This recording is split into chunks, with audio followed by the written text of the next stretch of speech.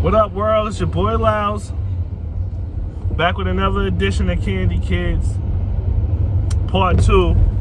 So yesterday we talked about From Foster Care, I Want My Share, part 1. And I dealt with the foster care part, right? Now we're going to talk about I Want My Share part, right? So this is the part 2 of that. And basically what I was doing was I was establishing what, and part in the lighting because I'm in tunnels and I'm always on the move. So when I do a lot of these videos, it's me going back and forth. I'm on the move, so it's a good time for me to get this out. But I established that mentality of a kid that's really on his own and having to figure things out and navigate, right? And you're kind of like a loner, right? Because you have to figure things out, and you become isolated in the way you see things and how you move and how you analyze people is a little bit different. You have your guard up a lot more, and that's just gonna be natural. So you kind of see things a little bit differently than everybody else sees it, because you know the foster cousin. If you ever met the foster kid, he's usually the one that doesn't get the same things that other kids get, right?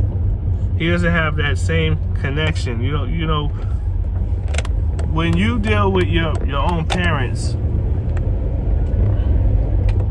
it's a different type of connection than if you're dealing with anybody else in the world. Your parents will allow you to do things or will have a tolerance for you that they don't have for anybody else. So that's a major difference. I mean, you're gonna see people kill people and their parents still support them, or done the craziest things in the world, and their parents, not my baby, they're gonna support them. You can have a son you can have a woman who will go crazy if her husband do anything crazy, boyfriend do anything crazy, but her son could do the same thing and she'll support him like it's nothing. She'll understand how many different girls he brings over and won't say nothing. She'll go down that road. That's how that connection is when you have your kids. You just go that extra mile because that's your kids. But when you're a foster kid, that's not the same connection. That's not the same bond. You didn't come out that womb. You wasn't in that stomach.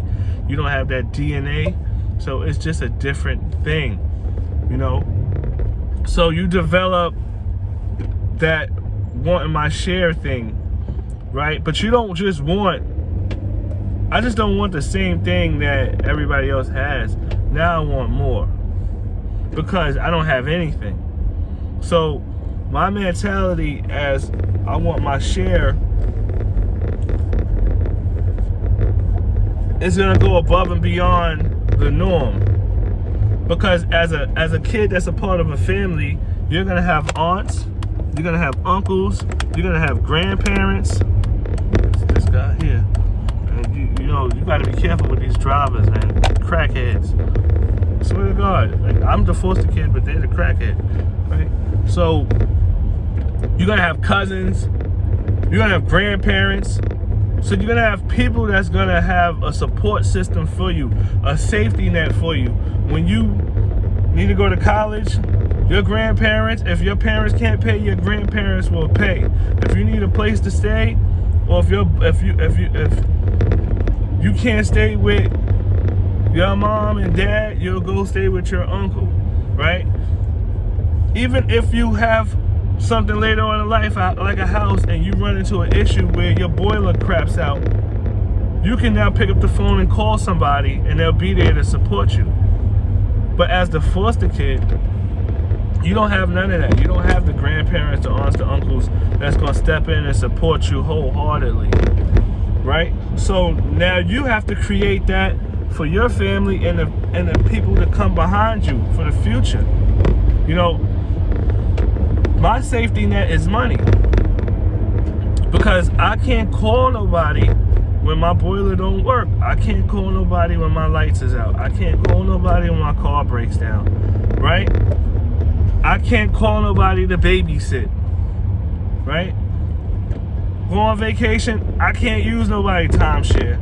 I gotta use my own, right? I have to have the money to pay for a babysitter. I have to have the money to pay to get things repaired. I have to have the money to secure the kids' future for college. I have to have the money to secure my grandkids. I need that security. I can't go to somebody. I can't just mess up and throw away a job. I can't burn any bridges. I have to maintain those things. So my mentality is I gotta bank and bank and bank and make as much as possible to secure the future. That's my safety net, right? Because there's no room for failure for me, right? So that's where I want my share comes in at. But I'm gonna overcompensate now. And everything I do, I'm gonna do it to the max. Because when you don't have anything, right? When you do get something, you're gonna go for the top of it, right? Because you know what it's like not to have, and you know that if you don't have, people won't give you any food. They'll let you starve, right? They don't care if you hungry, or if they're gonna offer you something, they're gonna offer you ramen noodles or maybe a sandwich, maybe, but they're not gonna give you filet mignon. They're not gonna give you that porterhouse. They're not gonna give you the lobster tails, right? They're not gonna get you the lump Maryland crab cakes. They're not gonna do that. You gotta do that. You gotta secure that. So that's where I want my share part comes in. So now it's all about big investments, solid investments. It's about securing the future, financial freedom. Because I could create the platform that the people coming behind me can start to build generational wealth off of. Because there is no generational wealth when you're the foster kid. Now, my particular situation is a little bit different because of my foster mother, which became my adopted mother, and the things that she's done for me, which we were going to get into in the later part of this series. Oh, this lady, and let me tell you, she was like Jesus. she was off the hook, man. What she done for me and how she came in to help me out and seen something in me that my own parents or family did not see. We definitely gonna go into that, right? So, but that doesn't negate my share part, right? Like me wanting these things that I want, right? But you also never want to not have a connection to where you come from either. So that your share part, because now you go back to the loner thing, right? Even a wolf has a pack. Even a dog has a pack. You never want to really be alone. Even though you're a loner, you still will feel lonely. You still will feel isolated because you don't see anybody that looks like you. You don't be around anybody that thinks like you or acts like you. You don't have that, right? So you do know that there's a difference. Even though your cousins may say, yo, you my cousin, I feel like, but when they break things down, they always gonna say, blood is thicker than water. And you may be the water part. Now they may choose you and they may stick with you, because I do have cousins from when I was a foster kid that's still super solid. Like, they super love me. There's no difference for me. I feel like that's my cousin. But there is that, when you get down to the nitty gritty, there is that blood separation. I have a foster brother, which became my adopted brother. But when you go down to the nitty gritty, like the bottom of it, like when you look at your kids, that's that blood separation. It really is there. And that comes into play because your DNA and how you move is going to be totally different than their DNA. It could be oil and water. Even though you love each other, even though you in it together, it could be oil and water. And it just you guys have to operate in just a different space, right? So your share is you wanting to be a part of where you come from also, because you want to let your kids know where you come from. You want to know where you come from. You want to know where you get this from.